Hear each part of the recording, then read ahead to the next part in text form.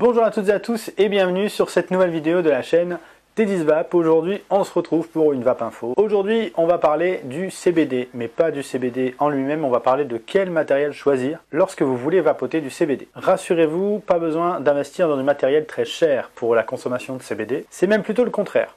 Quelque chose de très peu cher et de très peu complexe fera l'affaire. Une cigarette pour débutants par exemple. Justement, il faudra rechercher du matériel à faible puissance pour justement utiliser du CBD. Ce qui va vous arranger puisque justement le CBD coûte plus cher que du e-liquide à base de nicotine puisque le CBD est beaucoup plus complexe à travailler et à fabriquer. Vaper à forte puissance utilisera beaucoup plus rapidement votre réserve de liquide au CBD justement. Et puis de toute façon, quand on cherche à vaper du CBD, on cherche les effets, à profiter des effets au maximum du CBD plutôt que de faire des nuages de vapeur de CBD, ça ne sert à rien. Deuxièmement, ces liquides sont fabriqués à base de terpènes, un processus qui justement permet de récupérer le maximum de saveurs. Un liquide au CBD aura donc des saveurs très prononcées de base. Une puissance inférieure à 20 watts sera largement suffisante. Recherchez aussi une cigarette électronique qui proposera une grande autonomie, parce que justement le CBD se consomme dans le temps, ça permet d'en profiter le plus longtemps possible, je veux dire. Parce qu'on va chercher à profiter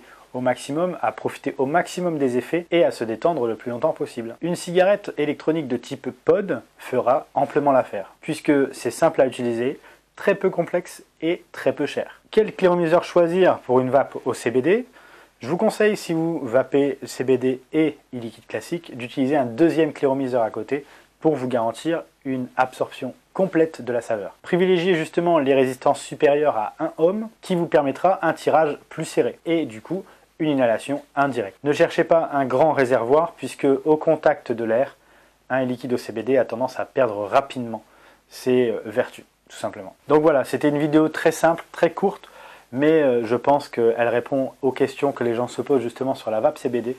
J'espère que j'aurai répondu à vos questions, n'hésitez pas à m'en demander un peu plus dans les commentaires. Et nous on se dit à très bientôt pour une prochaine vidéo, d'ici là portez-vous bien et une bonne vape à tous.